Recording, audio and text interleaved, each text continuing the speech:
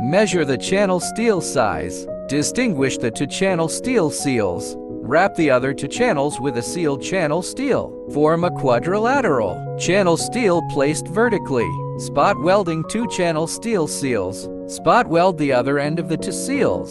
Diagonal dimension. Consistent diagonal dimensions. The error is less than or equal to 0.5 centimeter. Weld the frame to depth. Measure the edges inside the frame. The first size is 98.5 centimeters. Then 1 centimeter, 1 meter. The last size is also 98.5 centimeters.